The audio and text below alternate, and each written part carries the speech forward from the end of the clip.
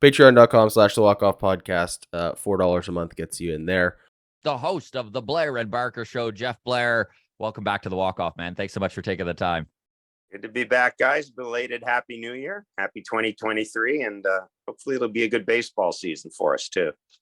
Could not agree more. And right back at you, my man. And great first episode, by the way, back with Barker there. Love the Varsho interview. Well done. Yeah. It's nothing like Barker hitting with another left-handed. With another a lot of love showed, yes. Yeah. We played our usual game with Varsho, which is guess which one of us comes from Virginia, and Varsho is our grand prize winner. So, but yeah, no, listen. He's it's odd, just purely by fluke. I've talked to his dad a couple of times as a player back when I was covering the National League or when he was a coach, and it's funny. I spoke to a couple of guys that covered the Diamondbacks and have been around the team, and they've all said the same thing about him. He does not lack for confidence. He is, knowing Toronto baseball fans, he's the type of cat that I think Blue Jays fans are really, really, really going to fall in love with. It's going to be interesting. I think there's a lot more there, I think, than a lot of people may originally see, but he's an interesting dude. He's going to be much sought after by the media. I can guarantee that, because as I said, he does not lack confidence or opinions. And 4 years to get to know the kid. Yes. Yeah. He'll be around for a while. He's a guy that they had their eyes on him last year. I don't know if his move off of catching to the outfield changed their perceptions of him last year, but we've heard Dalton Varsho's name connected with the Blue Jays a couple of times. And it kind of does make sense, because for whatever reason, they just haven't been able to develop that left-hand hitting, defensively superior outfielder, right? And it's kind of the one area of the organization where you kind of scratch your head a bit. Like they have catchers coming out of the yin yang. They've developed middle infielders. They've done okay developing pitching, obviously, but for some reason, the outfield has always been a source to elude them, right? Yeah. Yeah. Which is odd, right? Because the history of this organization is producing outfielders, right? I mean, it has. You go back to Kevin Pillar, a guy who, nobody thought was going to be much of a player, ended up, becoming a really good player out of this organization. But for some reason, in the past 4 or 5 years, this organization hasn't been able to develop that outfielder. So, he's here. He's part of the core now. Right? When you talk about Vladdy and Bo, you got to throw Dalton Varsho in that mix, because that's how long he's going to be here. Wow. So let's get into this latest acquisition that just happened, Brandon Belt. I'm not sure if you caught the Zoom press conference there with him, but he kind of states that his knee, so the one he had surgery on and has had 2 surgeries on, is feeling the best it's felt in 2 or 3 years. The other thing that kind of stood out to me was he's expecting to play regularly. And with that in mind, where do you see him fitting in the field? And if you're setting this batting order, Jeff, where does he slot in? Yeah, I think he's your everyday DH against right-handed pitching. Maybe spells Vladdy off at first base every now and then, but I think he's been brought over here to hit right-handed breaking balls. Which he does very well. Even last year, when he had a down year, his performance, the analytics against breaking balls from right-handed pitchers would have put him among the top of Blue Jays players. It's just, and I know one of the things Ross Atkins has spoken about in the past is when you talk about balance to a lineup, you're not just talking about lefty righty, although obviously as a left-handed hitter, he addresses that that lack of platoon advantage the Jays had last year, which is something that the Cleveland Guardians organization, the organization that Shapiro and Atkins came from, they always seem to have the platoon advantage because they have a ton of switch hitters, and because Terry Francona as a manager has always demanded of his front offices that he has a platoon advantage. It's the way he likes to manage a game. So more left-handed hitters give them a platoon advantage. But as Ross Atkins said, it's not just handedness that counts. It's what is your strength. You may have a particular strength against a particular pitch that other people in our organization don't have. And this is very much what the Atlanta Braves did a couple of years ago in winning the World Series. When Alex Anthopoulos went out and made all those moves, a lot of people looked at his moves and said, oh, okay, these are kind of neutral moves. Yeah, they kind of make sense, but it almost seems as if you're tinkering with things. But Alex's point of view was, look, and if you look at that team, I think Eno Saris did a terrific breakdown in The Athletic on this, and I remember it. Their lineup was full of guys who could handle the inside pitch, could handle the outside pitch, could handle, you looked at it and you looked at their strengths and you looked at their heat maps and everything. And my God, it was almost like a puzzle. It was this guy was strong here, this guy was strong here, this guy was strong here. And I think that's kind of what the Jays are looking at with Brandon Belt is in addition to handedness, give us something we don't already have. Now, $9.3 million. I've yet, maybe it's because I've been around the Blue Jays for so long and I'm not used to this organization spending up near the competitive balance tax. And even though the front office says, we have the freedom to do that, until I see it, I'm not going to believe it. Well, I'm starting to believe it. I am Nice. I don't think 2 or 3 years ago you'd be adding Brandon Belt at $9.3 million at this stage of the season, right? Oh. So I don't know if that means there's maybe more to come in terms of free agent relievers. I don't know how many top end free agents there are out there, but I'm really wondering what the max ceiling is for this front office. That's the, I think, kind of the unspoken thing about Brandon Belt and $9.3 million is that's kind of an interesting number to add a week or a couple of weeks before you exchange arbitration figures with Manoah, Vladdy, Bo. As I said, that's a move that I don't think you would have seen made a couple of years ago.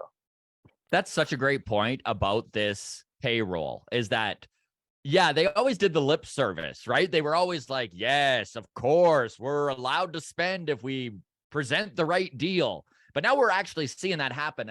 I know I just saw on Twitter last night that Japanese right-handed starter Shintaro Fujinami, he's going to make $3.25 million over 1 year with the Oakland Athletics. And he becomes the 5th highest paid player on that Athletics team that right now sits at $26 million. Did you ever think in a million years you'd see the Blue Jays outspend any team by $200 million? I'd see any team outspend another team by $200 million. That's kind of dating myself, but gosh, I can remember when the Blue Jays had the highest payroll in baseball in '93, and I don't even know what the number was, but I guess what makes it a little strange for me is in the past, the Blue Jays they've exceeded expectations, I think, when it comes to individual players, right? Even before sort of this latest run of success, right? The contract they gave Vernon Wells. I mean, they made one of the first things that Rogers did when its sale was approved or when it took over the Blue Jays in the Rogers Center. People may remember this. They made Carlos Delgado the highest paid player in baseball for a while, mind you. That was gone by the time the free agent season started. But I remember being at the World Series that year, and Bud Selig was beside himself. And he basically threatened to slow play the official transfer of the Blue Jays ownership to Rogers because they had gone out and signed this big contract. So in the past, we've seen them give out big deals. But I guess what surprises me about this is it's a team that has gotten to this point without signing Vladdy or Bo to one of those huge $300 million, right? Like I thought when we started talking about the competitive balance tax, I thought, okay, they are laying the groundwork for one of these two kids, or I don't know, maybe both of them, to get signed to some sort of long-term contract, which makes sense because, as I said, the history of this organization has been that they will pay their own guys. What makes this interesting is they're getting close to and maybe exceeding it by adding guys, right? By adding 9.3 million here and 18 million here. And if you had told me that Brandon Belt and Chris Bassett would be the guys that kind of take the Jays to or above the competitive Would have bet against it, eh? I would have just laughed. I would have said, no, maybe Vladdy does. Maybe Vladdy gets that $300 million contract. That is, and I can't say enough how much of a profound shift in thinking that is. And I really, I'm not here to carry water for Mark Shapiro, but I really think Mark Shapiro's ability to navigate the ins and outs of the Jays ownership structure is something that we don't talk about enough.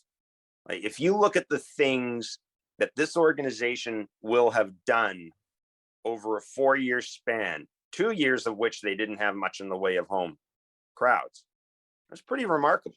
They're fixing up they're sinking a ton of money into that. And now the payroll is where it is. That is a testimony not only to, I think, the commitment of, and I know I'm going to be accused of being a Rogers shill here, but I mean, I think the money speaks for itself. The commitment of ownership, the commitment of Edward Rogers and the Rogers board, and Mark Shapiro's ability to sell these folks on this. A lot harder to convince a board than one individual, right? It's a lot harder to convince a board of owners rather than just talk Steve Cohen into, hey, this will be good. Yeah, well, and it's a publicly traded company, right? I mean, the books are open for the most part. So unlike Steve Cohen, I mean, we don't know what the hell Steve Cohen's, we don't know where the money's going. I mean, we really don't. And the Blue Jays, not only are they owned by a publicly traded company, but because of the unique nature of that publicly traded company's business, they're in broadcasting. They are the club broadcaster. Their books are even scrutinized more than a lot of teams, because in addition to ownership requirements that must be fulfilled, you've also got broadcast rights requirements that must be fulfilled. So yeah, there's a real commitment here. And I just think that a lot of the credit for that goes to Mark and his ability to navigate his way around the corporate boardroom. I mean, I'll just say this. I don't think if Paul Beeston was president of this team, you'd see anything near this. Mark has a unique skill set that makes him perfectly placed to do this at this time. I mean, it's exciting to see this sort of money spent and this sort of commitment put into this team. As a fan, I don't know how you could not be excited, but there are plenty who are not. Always will be, right? There's always cynics. There's always cynics. Okay, Jeff. Before we move on, I just want to go back to Brandon Belt because he said something interesting that perked my ears up. So you project him to be everyday DH versus right-handed pitchers kind of thing. Roughly, what are we talking? 100, 120 games. He's the DH. Again, assuming health, assuming the knee holds up. Is that what we're talking here? Yeah, I mean, having said that, as soon as I said that, I realized, don't forget Alejandro Kirk. You've got to get Alejandro Kirk and Danny Bat in there. So let me kind of pull back on that a bit and say that I think he will get the majority of his playing time at DH. A lot will depend on how the Jays split up the catching situation. I can see Dalton Varsho catching games for the Jays at certain times. But I guess what I would say is I think Brandon Belt's his primary focus will be, spelling off Vladdy at first base. And I would think he would. Do you think he gets some time in left field, Jeff? Pardon me? Do you think he gets some time in left field?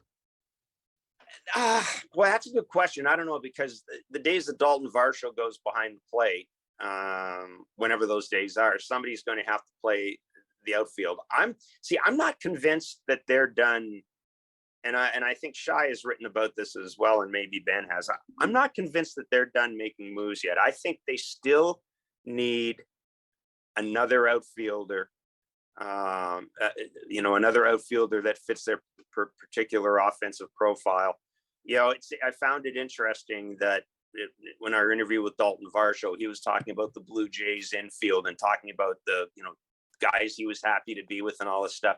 And he mentioned Whit Merrifield as the second baseman. And I'm wondering if maybe we're not going to see Santiago Espinal at some point in spring training, maybe move to fill a need for this team. And I think absent pitching, they could certainly use more relievers. I mean, everybody could use more relievers, but I think this team absolutely has to add more arms to the bullpen. I can see them maybe adding another outfielder. There are a couple of internal options. I don't know what to make of Nathan Lucas. He's a guy that will be coming into spring training. He's a guy the Jays had all year in AAA, and everybody kept saying, why aren't you going to bring him up? Why aren't you going to bring him up? They didn't bring him up. He might factor in as a bench spot. He's certainly a guy who could play, who could play the outfield and spell off Dalton Varsho. But and he's on the 40-man roster, correct?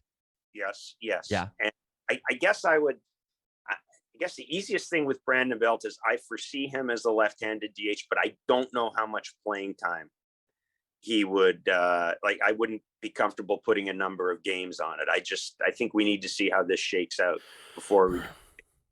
Well, that's what caught my ears, right? Is obviously the Alejandro Kirk DH role was a significant one last year. I guess I'm just wondering, is there any optimism that he can have a bigger workload as a catcher this year? And then also with George Springer and the move from center field to right field, do you think that the management group here is anticipating that is enough of a workload reduction that he can play right field for 150 games next year? Or are we hoping that he is not a DH at all, other than on rare occasions next year or this season?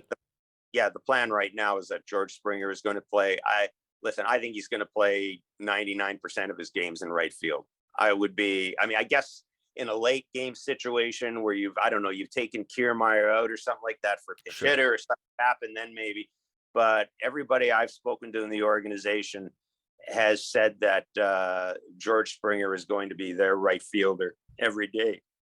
And, when the Jays signed him, we had Steve Sparks, the Astros broadcaster, on our show on Sportsnet.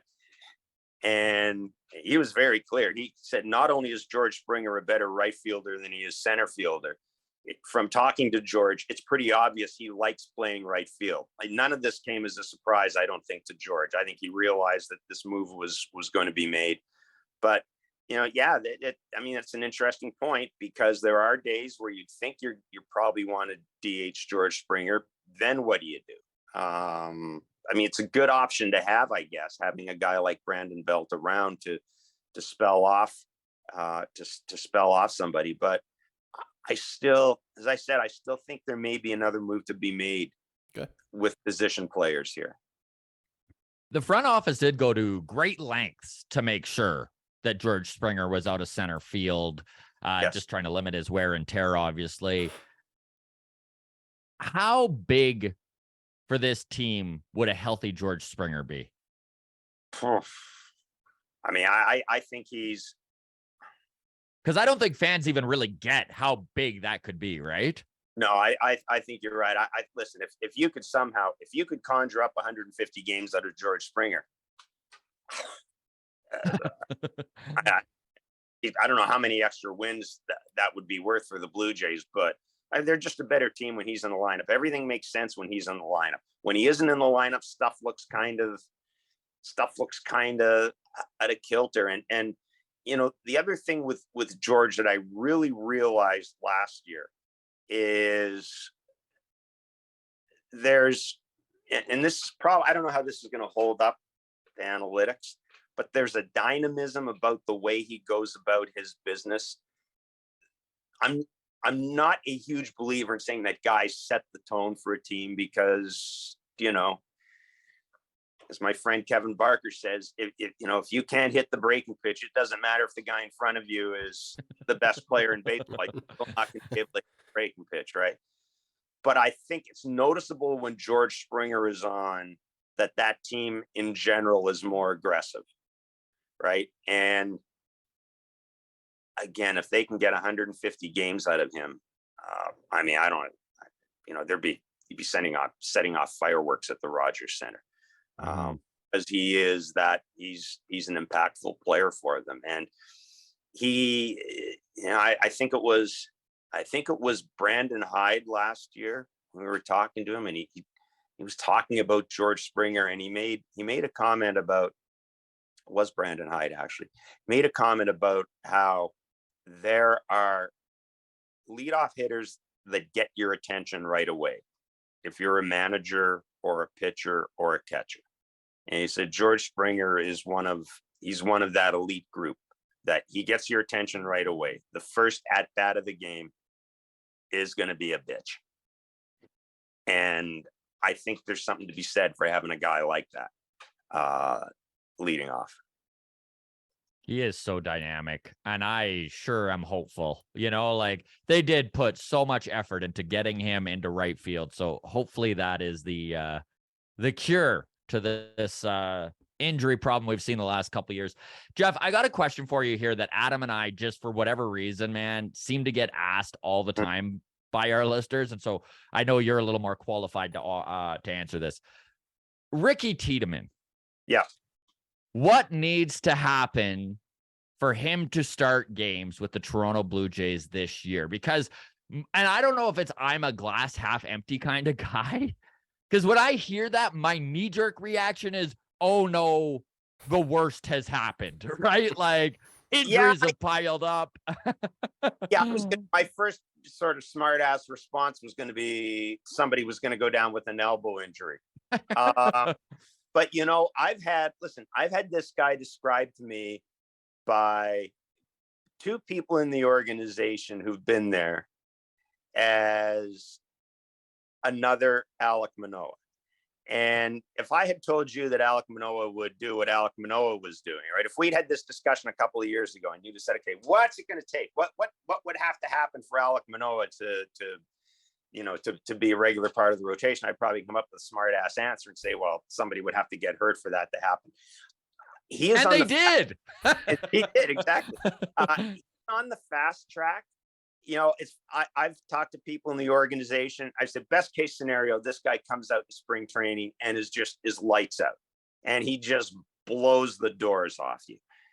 And all I've been told is, well, if that's the case, then he starts at a higher level at the minors. Because of the Chris Bassett acquisition, I don't think there's an opening for him right now, but I would not at all be surprised if he isn't, for one reason or another, if he isn't part of the rotation in the summer. It wouldn't surprise me. I think he may be that guy who just knocks at the door so much that, especially for a team that needs to and wants to, go to the World Series this year, they may just be obligated to use him. A couple of things factor into this. One, what is Jose Barrios going to do this year? If he goes back to being the guy he was a couple of years ago, that's good news. I also don't know what the Jays make of Nate Pearson yet. I think you're going to see Nate. I think that they want Nate Pearson. If he isn't traded, they want Nate Pearson to break camp with the team. I think they'd love to see him in the bullpen as a guy who can give them a little bit of depth, maybe with an eye towards eventually seeing him as a late inning alternative.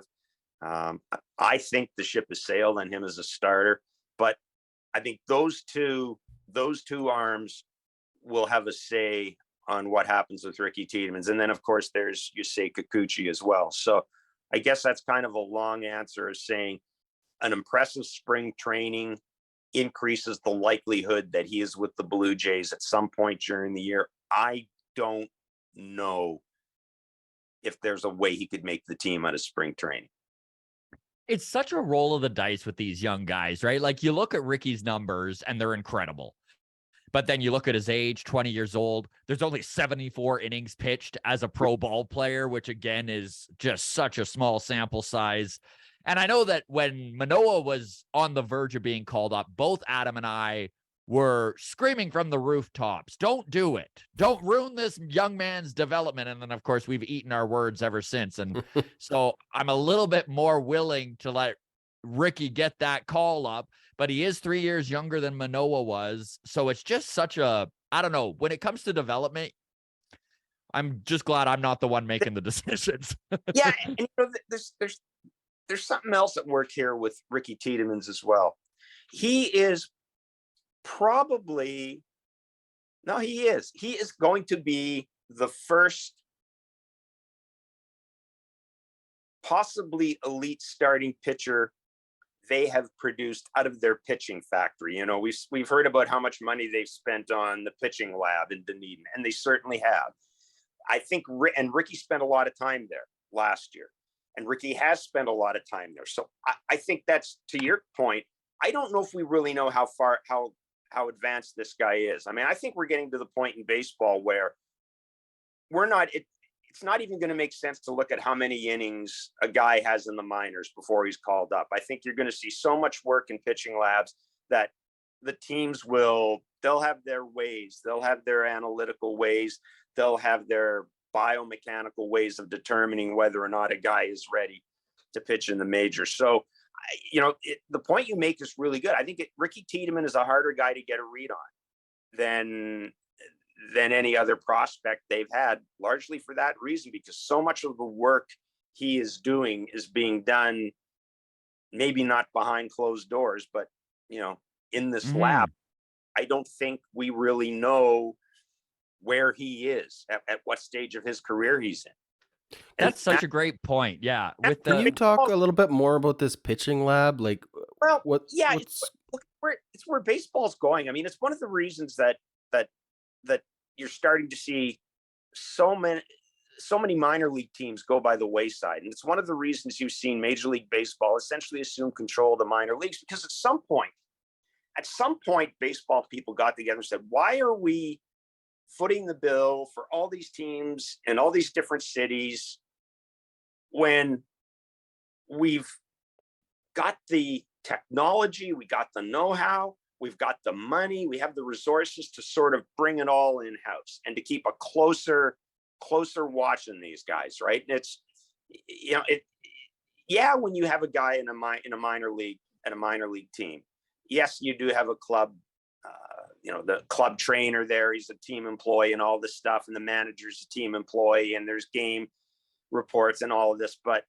the idea of bringing a lot of the development in-house and, you know, utilizing AI and stuff like that, all these things that are now being used by teams with lousy payrolls, teams with elite payrolls, there's a much more, I don't even know, I wouldn't use hothouse, I think is the wrong terminology. It's much harder, I think, it's a much more secretive process, I guess, determining when a person is ready to go to the major leagues. And a lot of the data, a lot of the signals that teams look for aren't things we see. It's nothing to do with the, you know, AAA batting average. Obviously, if a guy is playing at AAA and he's hitting 700 halfway through the year, but I think, as someone pointed out to me last year, what you see when you look at the numbers in AA and AAA and single A probably isn't what the organization is necessarily seeing in the player. They're looking at how he's growing. They're looking at his maturity level. They're looking at bat speed. They're looking at arm length. They're looking at all that stuff that we can't see. And that's, that's more going to be more and more a thing. I think you are going to see guys, you'll see prospects eventually who'll spend more time in their first year at a quote unquote pitching lab or a hitting lab than actually competing. I think there are going to be some guys that teams are just going to bring in house and they're going to make them projects. And I think maybe Ricky Tiedemann, kind of the first guy out of that group for the Blue Jays. I'll tell you what, it's going to make the folks who have to do prospect rankings in the next 5 years, God love them, because it's going to be a lot harder to do. So this is such an interesting point with the pitching lab and the in-house development, because there's always been this idealism within baseball of don't waste your bullets in the minor leagues. But now you're actually starting to see that kind of come to fruition, because they're able to, tighten up that microscope and kind of focus in. Yeah. So and if you can work on something and it can be a controlled competitive environment, right? If you're, let's say you're Ricky Tiedemann, you're working on a pitch. Well, if you're the Blue Jays, take 11 guys, go over to the Phillies complex, have Ricky Tiedemann's pitch 3 innings in a game in a controlled environment, and let him work on what he needs to work on, get the video, go back to the lab. As opposed to sending him to AA, and you have some control over him. And it's certainly good to see how guys compete. It's great to see guys throw in a real game situation to other players. And I'm not saying you'll ever see that, but I do think you are going to see a time where a minor league player does a little bit with his team, comes back to the pitching or hitting lab, goes to another team, comes back to the pitching or hitting lab. And I think it's a way of controlling the environment. And I think perhaps also a way of, if not necessarily limiting injuries, adjusting more quickly to red flags. And it's something that, as I said, as long as I've been covering baseball, I used to wonder about that. Why does baseball? Baseball spends so much money on the minor leagues. It's the one sport where, college basketball, the players are developed by the college football, the NBA players are developed by college basketball. NFL players are developed by college basketball. NHL players are developed by college hockey or junior hockey. Baseball, well, you draft them and then you pay a lot of money to develop them. And it only makes sense that at some point teams would look at this and go, okay, how can we kind of do this a little more efficiently? And that's what we're seeing. So with these pitch labs, hitting labs, essentially this is a high-tech batting cage, right? You've got all the cameras, the Rapsodo machines, you're just taking every analytic, but that's essentially what it is, right? Controlled environment. This is a indoor opportunity to just throw a simulated game or whatever the case may be, and then pull every piece of data from every single pitch. Yeah, and I know there are teams like the Tampa Bay Rays that do a lot of those visualization drills with their players. It's as I said, it's really become it's really made it difficult to get an accurate gauge on where a young player or a young pitcher is for those of us on the outside. And this is so new, cutting edge for the Jays organization. Even Alek Manoah missed out on it, is what you're saying. Well, I mean, the pitching maybe missed out on it is the wrong way to put it, but this is less focused on. Yes. Yeah, well, this was all part of the redevelopment of the minor league complex, right? They sunk a lot of money into that, and the whole spring training site has been altered, and that was very much. And again, that gets to, it's another thing that an organization that didn't have a lot of didn't have a lot of home crowds for a couple of years. Felt confident enough in the vision of Mark Shapiro that they sunk a bunch of money into technology, right? And every team is doing it. You know, I shouldn't say every team. I don't know, for example, a team like Oakland, I don't know necessarily what they're doing, but teams are starting to really focus on that. And it makes a certain amount of sense. I don't know what it means for the minor leagues. Frankly, I don't think it can mean anything good for the minor leagues. And that's, that's another story. But in terms of efficiency, you look at a AAA roster, how many guys on the Buffalo Bisons are probably realistically going to play for the Jays, right? And you ask yourself, okay, why do the Jays need to worry about that? Why do they need to worry about guys who are never going to be in their team, right? Why not focus on the 20 or 30 or however many prospects you have that have a legitimate shot of at some point being in the majors? And as I said, I think baseball teams have come to that conclusion that they have to be more efficient when it comes to this. It is going to be so interesting, Jeff, when they get to the point, like we just brought up the 74 innings by Ricky Tiedemann, right? And it's going to be so interesting to see innings almost go out the window when it comes to development. It's not going to matter, right? Like the way you're explaining it and the way that they're going to be focused in on these labs and isolating strengths and stuff like that and bolstering players, one-on-one. It's crazy to me that 74 innings in pro ball, it doesn't really matter. You could still see him get the call up this year. Yeah, I think they're going to be, and this again will put pressure on the teams that it's going to have to go on a case by case basis, right? Because there are players that you probably will want to see. You may want to see a full year out of somebody at AAA or at AA, but I think with pitchers, it's building up arm strength, all of that stuff. Can you build up? Why can't you build up arm strength in a pitching lab? Why can't you get a guy to throw 70 pitches or 80 pitches every 3 days in a pitching lab? Right? I mean, that's what I can. Yeah. That's where I think you're going to see the real impact. I think for position players, there's probably still going to be something to be said for, playing every day, right? You're the dude out of college and now you got to play every day. And we think you might be able to be our starting shortstop at some time. So I think in that case, you may see a guy, the thing will still hold true. But I think pitching is it's the next 5 years is going to be like the Wild West. We're going to see stuff with pitchers. We're just going to shake our head and go, didn't see that coming. Wow. Okay, so let's take a left turn here. We watched Rafael Devers get that monster deal with the Red Sox, $300+ million, 11 years.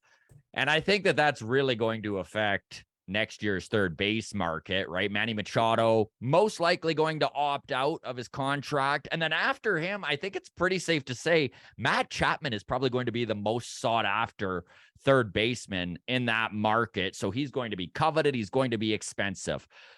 On top of it, I could be full of it here, Jeff, but I feel like the Blue Jays don't really have an internal option ready for next year. Maybe Aroldis Martinez, fingers crossed, like it is possible. We'll see how his development goes. What do you think the Jays should be doing with this third base hole for next year? Like, is there any chance Chapman comes back? He's going to be pricey. Listen, if we're already up against the CBT, if you had said to me,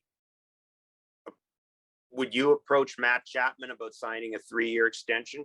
I would certainly do that. And I think the Jays probably will. They do have some depth in the minor leagues. I really don't quite know what to make of Aroldis Martinez yet.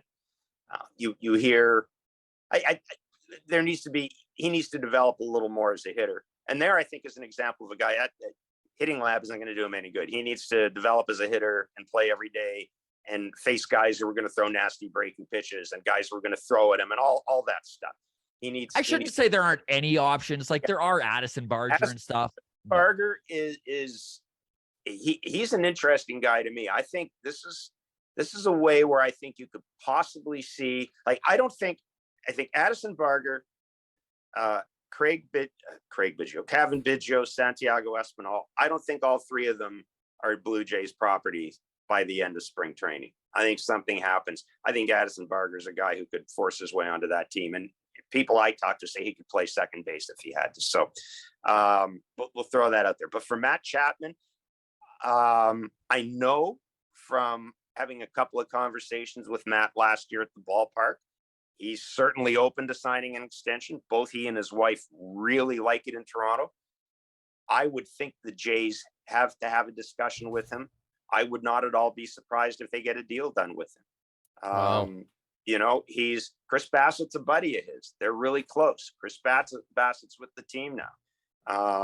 You know, Matt Chapman was a guy that, as the season went on, really started to impose his will in the clubhouse a little bit. I think he's an important guy for this organization, and I can see them getting a long-term deal with Matt Chapman done. And I'm probably going to regret saying this, but I can see them getting a deal with Matt Chapman done before I can see them getting a deal done with either Vladdy or Bo. It's starting to look that way. I mean, the one thing this front office is, we're almost at the point. Why do you sign them to long-term? Unless, because they're young enough, unless you're going to buy out 3 years of their free agency, a 6 or 7 year deal. Other than that, why would you? Yeah. Why wouldn't you run this out on a year-to-year contract? I mean, it'll probably drive Bo nuts if you do it.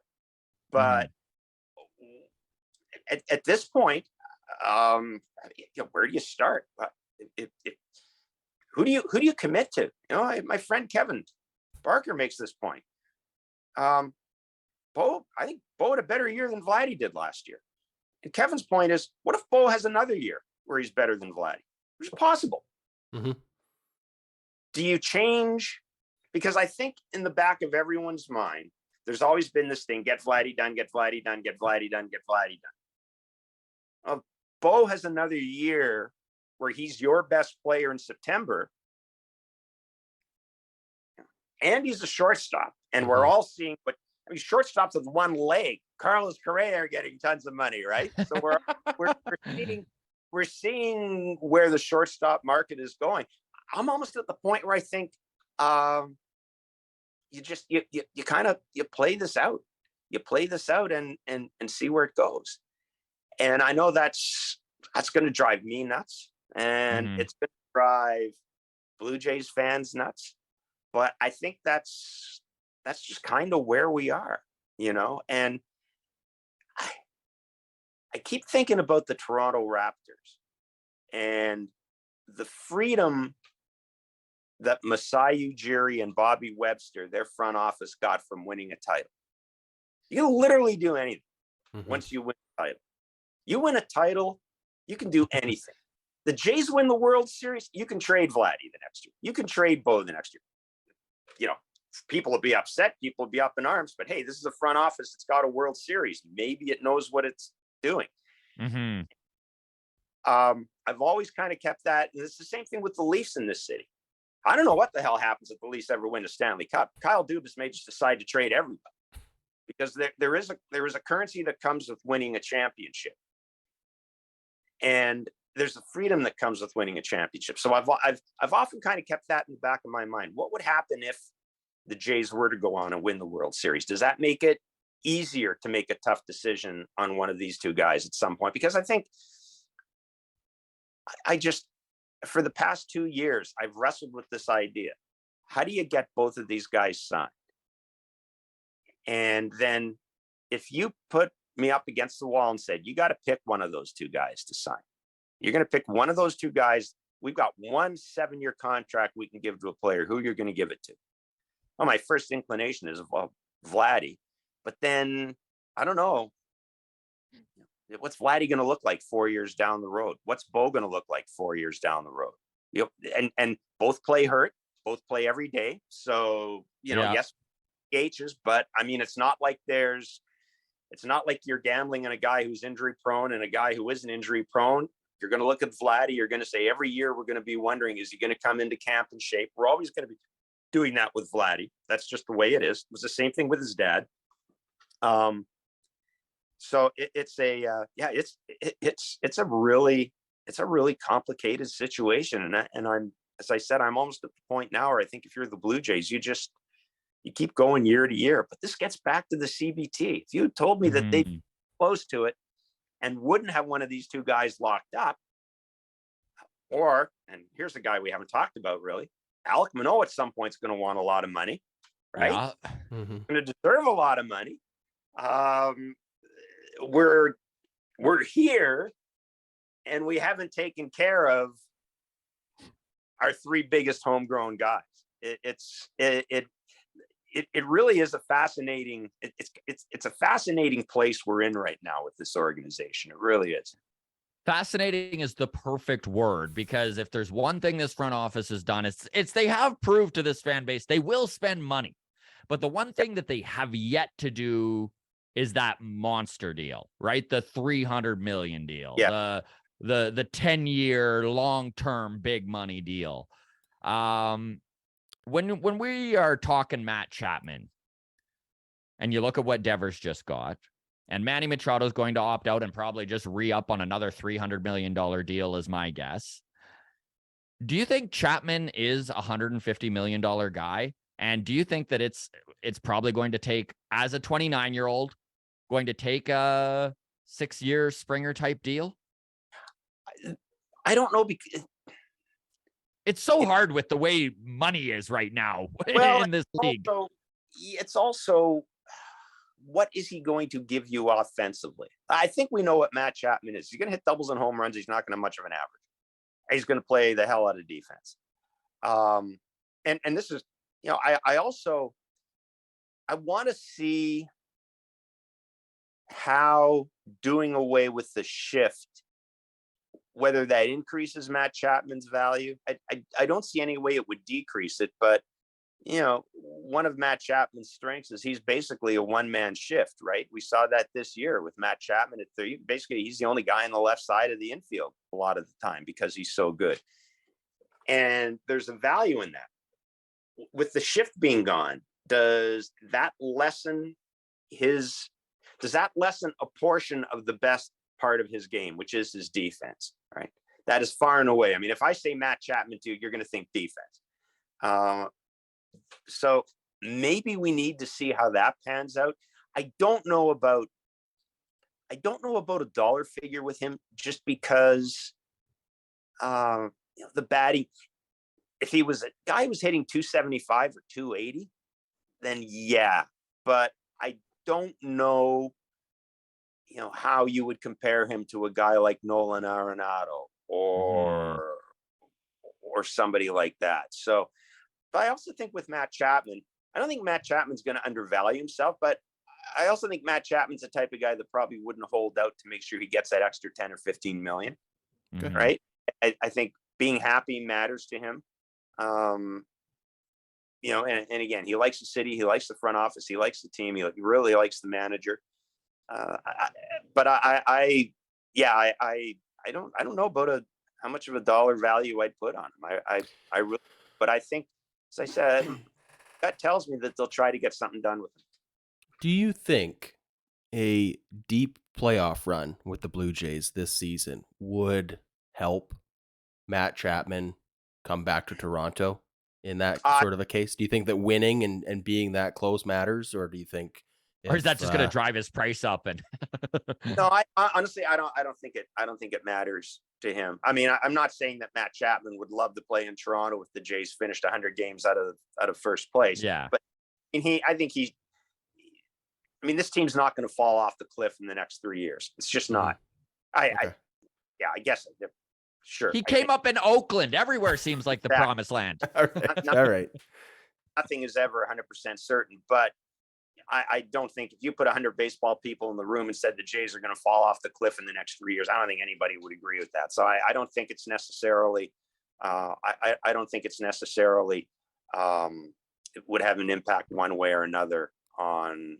If that is a factor in his decision, you're saying he already buys into that this team is a contender, and it's already okay. Fair enough. We've talked to him enough last year, and Matt is a pretty easy guy to talk to. He's a big he's a big roots reggae fan, so we get along very well. Very, yeah, he really likes it here, and he sees what this team is about, and he's a very supportive voice for the front office in the clubhouse. And and I remember a conversation I had with Buck Martinez early in the year, and Buck was talking about Matt Chapman, and he made the point that it was actually just after Buck got back, and he made the point that he thought that we were going to see Matt Chapman become, his line was, he will be the loudest voice in that clubhouse at some point. And I think we started to see that towards the end of the year. And but yeah, it would, again, coming up with the value for Matt Chapman. Yeah, I think you at least have to have the discussion with him, though, because if you can get him locked up, that does kind of eliminate an area of concern for you. And especially given the fact that we've already kind of hinted that at some point the rubber's going to have to hit the road with Bo, right? So at least having that sense of stability at third base, and a guy who, regardless of the year he has, is still going to hit home runs and play good defense. I think he makes them, there's a certain value to that for the Blue Jays. Could not agree more.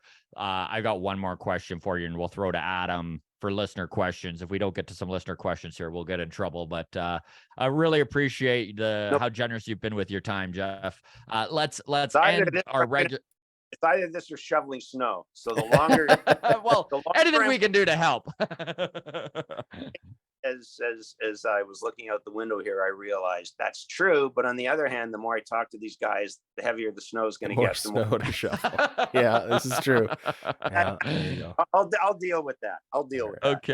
Okay. So get in and you can win seems to be the mantra in baseball these days, but winning the division obviously makes life easier. When you look at this Toronto Blue Jays team as is, without any extra additions, are they going to compete for the division? Yeah. I think, I mean, I guess I need to say define compete. Win the division? I still think the Yankees are awfully good. And I was not all in on the Yankees last year. I didn't like what I saw from their pitching. Getting Frankie Monta. I was largely underwhelmed by the Yankees. And I'm not anymore. Yeah. I'm not overwhelmed by the Yankees.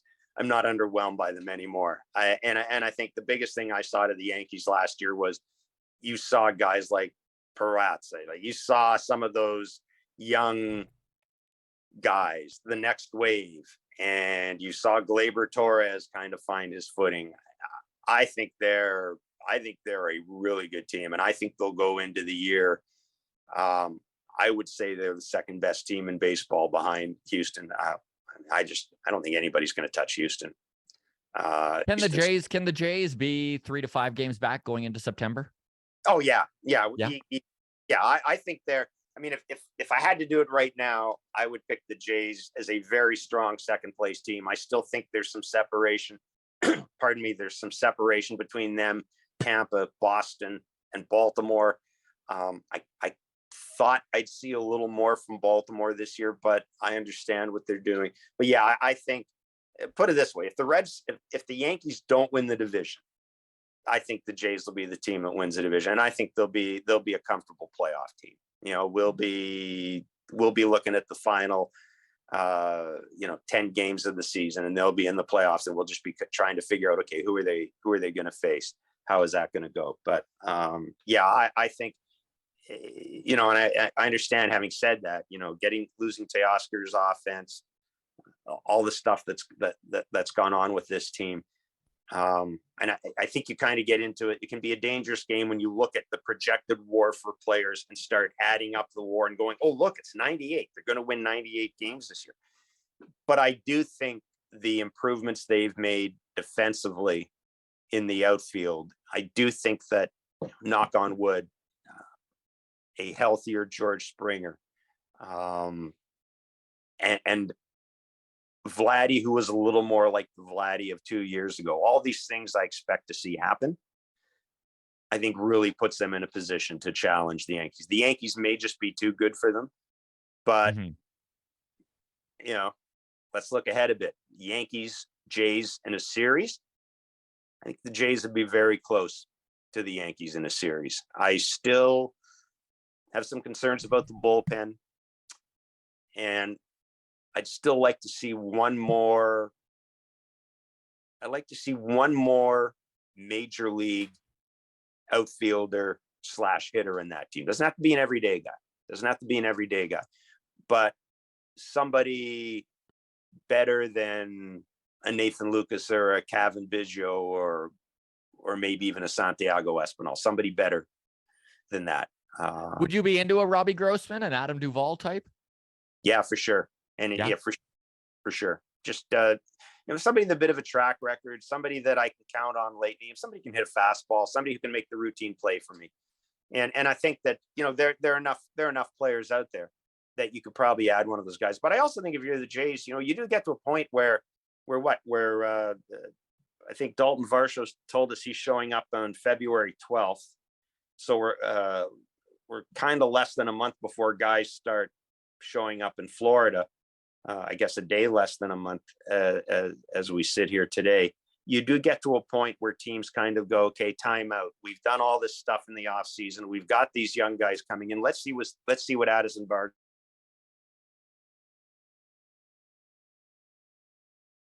$2 or $3 million on a guy.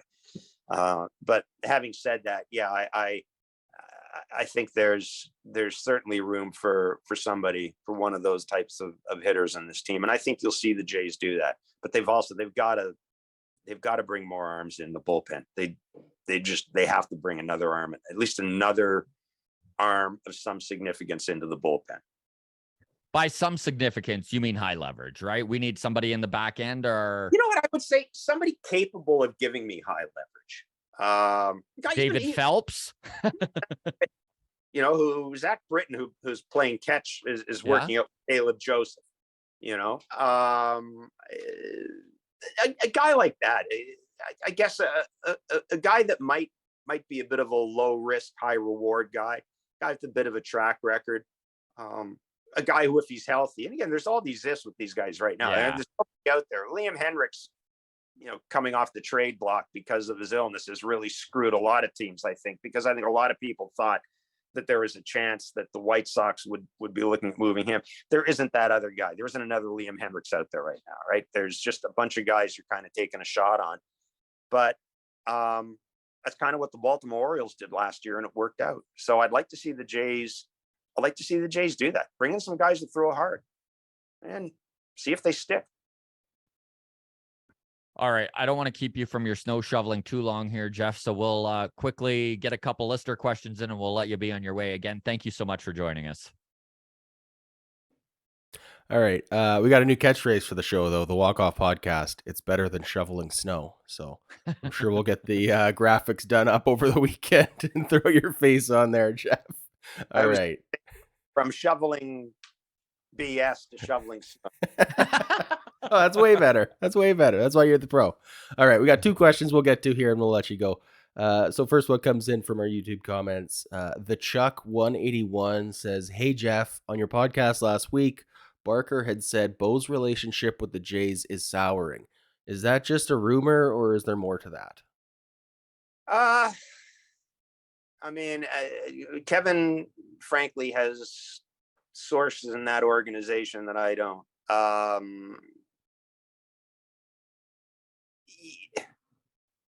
Well, I'll put it this way. Anytime anybody talks to Vladdy about signing a long-term contract here, he says he's ready to sign a long-term contract here. Anytime anybody talks to Bo about signing a long-term contract, he essentially says he wouldn't mind signing a long-term contract here. But there's always kind of that, that ... Mm-hmm. Bo did renew. He forced the Blue Jays to renew him last year, which doesn't necessarily make a difference in terms of how much money he would end up making. but it is an indication that, and Alec Manoah did the same thing, by the way. It is an indication that Bo's value of himself does not match, or Bo and his agent's value of himself does not match the Blue Jays' valuation of him. Let's see what happens. Arbitration salary figures are exchanged. I believe today's the exchange date. Let's see what happens here. Let's see what the difference is between Bo Bichette's ask and the Blue Jays offer. Let's see what the back and forth is about that. Bo's been very quiet this offseason. I don't know if he's doing stuff in the winter tour. I don't think he is. I don't want to read too much into that. I know there are people who are going to go, oh my God, he's pissed off at the organization, so he's not coming up to Toronto in January. I wouldn't want to go there. But there has always been the sense that that Bo is going to be the tougher sign than Vladdy. And part of that may be, it may be a language thing in that, when you're speaking in your first language, you're generally more comfortable with nuance and choosing words. Mm-hmm. And plus Bo's a really, and I'm not saying Vladdy isn't smart, but Bo's a really smart guy. And when you're really smart speaking in your first language, it can be a little more blunt. People tend to read things into it more. Whereas Vladdy's approach, as I said, has always been, I want to play here. I want to play here. I want to be a career Blue Jay. Vladdy never even mentions, he never even mentions the money. He just says, I want to play here. I want to be here every day. And he doesn't say, I want to be here every day, but they're going to have to pay me one. So it's going to, there's none of that. Yeah. And I also think that I think that there's also, frankly, I just think it's harder to sign Bo because of the position too, because he's shortstop. He knows what's going on. He sees the money these guys are making, and he can compare his numbers over the past 3 years to Carlos Correa, better or close. And so I think that may be the sort of the nexus of that situation. And the other thing, and I don't think I'm telling tales out of school here, but I think that Bo is a lot happier having John Schneider as manager than he was having Charlie Montoyo as manager. Okay. And that's, he just is. I think there was a sense that Charlie wasn't as supportive of some of his players as they expected him to be. I know that the day when Charlie was fired, it was really hard. Usually a manager gets fired and all you hear is, boy, we let him down. We feel like this is on us and this is a reflection of us. It's not a reflection on him. He's a great. There was none of that. There was a sense of it had to happen. Yeah. And on the record and off the record, there was a sense of it had to happen. And I can just tell you, Bo was one of the players. There were a couple of other guys. Jordan Romano was another guy. There are a couple of players who were not upset that happened. Or maybe that kind of fed into this as well. But let's see what happens in arbitration this year, and let's see where that goes with Bo and the Blue Jays. I will say this: knowing Bo as I do, it's not irreparable. Whatever stress there is, if the Jays made him an offer that he was comfortable with, he'd sign. Yeah. So it's not to the point where he won't sign. Do you think, just quickly here, do you think that there is anything they can do with arbitration negotiations this year to maybe make up for last year? Do they slide him an extra $1 million on their offer, or does that make a difference? Is that a waste of time to even bother? I don't think that's the way they work. I think they're pretty cut and dried when it comes to arbitration. And Bo this is another off season where Bo's seen guys sign free agent contracts, right? And there's going to be more big contracts over the next 3 years that he's going to get to watch, right? Juan Soto, Shohei Ohtani. I know they're not the same position, but the whole market's going to inflate over the next 3 years. He is no rush to sign something big. And I've made this point several times with because people have said, okay, well, the Atlanta Braves got all their players signed and all this, but let's keep in mind that a lot of the signings that Atlanta gets done, I can't say this any delicate way, Bo and Vladdy's fathers made a crap ton of money as ball players. Neither of them, both of those kids are set for life. Right. A guy like Ozzie Albies, that the Braves took advantage, frankly, of the domestic situation of some of their minor league players to get them signed to these bargain basement contracts. Vladdy's old man's a Hall of Famer, right? And he's made a ton of money. Bo's old man has gone to the All-Star game and is a bright guy and took care of his money, right? So we're talking about two guys who have a real good sense of what they should be paid. And that's always, I just think that's something you need to keep in mind when you talk to these guys, the domestic background.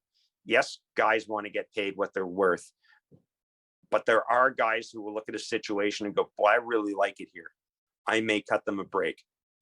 And God, even if I cut them a break, I'm still going to be able to take care of my family for life. Yeah, these two guys don't see it that way. Fair enough. So many follow-up questions going through my head right now, but I know we're running tight for time here and I don't want to keep it too long. I do got to get to this one last listener question though. Mr. Krister wants to know, which new acquisition do you think will overachieve or surprise Jays fans the most? And is there a particular addition that you personally are really excited to see on this team? And then we'll let you out of here. Yeah, I mean, the addition, I'm going to phrase this way. The addition I'm excited to see is Kevin Kiermaier, just because I love watching him catch balls in the outfield. So that is going to be, that's okay. Going to be the guy that I am really, really intrigued with. I talked about this a little bit at the start is Dalton Varsho. I'm really, he's such a good athlete. We haven't even talked about how the rules changes may affect him. I think this guy's going to surprise people with the number of bases he steals this year. Kevin talked to him about he's pretty much a pull hitter. He's a left-handed pull hitter. I'm intrigued by seeing what a year-around Don Mattingly will do for him. Another one of the great left-hand hitters of all time. I of all the moves they made the offseason, when we went in the offseason, I said to myself, I don't want to see Lourdes Gurriel Jr. and Teoscar Hernandez both in the outfield next year. I don't. If we see that, they're not going anywhere. That's not good enough defensively.